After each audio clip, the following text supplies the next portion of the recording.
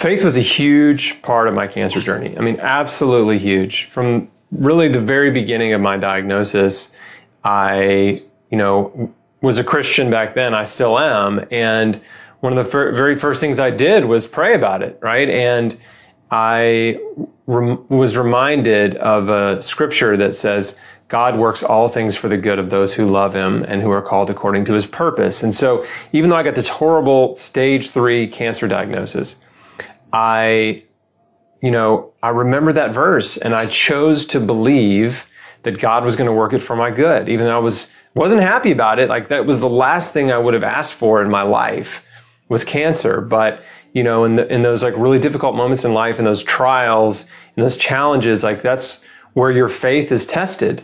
I radically changed everything in my life to get well. And, but at the same time, I was depending on and trusting God to lead me in the process. And so all along the way, there were these amazing sort of mini miracles that happened in my life that reminded me I was on the right path, that he was with me, that he was providing the resources and the people and the information that I needed to encourage me and to give me, this sort of like guidance along the way.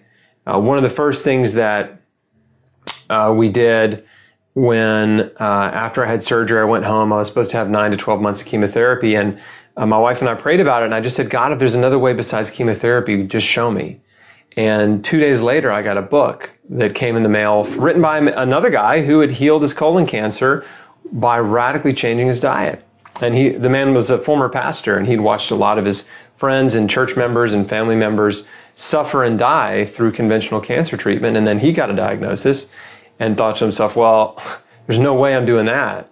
And someone told him about raw food and the power of fruits and vegetables to restore health and promote healing in the body. And so he got well. And then 30 years later, here I am reading his book. And that was the first of many miracles in my life that set me on a different path than the conventional cancer treatment path.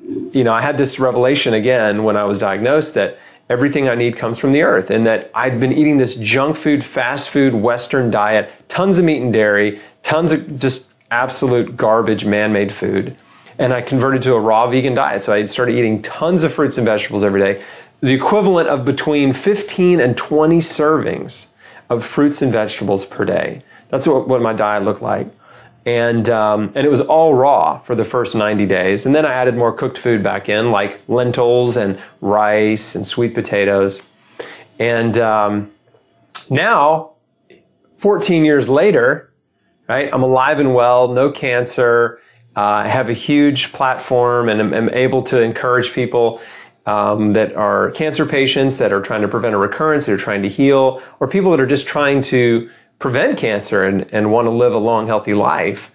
Able to encourage them with principles that are foundationally and fundamentally biblical. Most of the wisdom and the truth that you hear in the world actually is sourced from the Bible, even though it's not given credit a lot of times, right?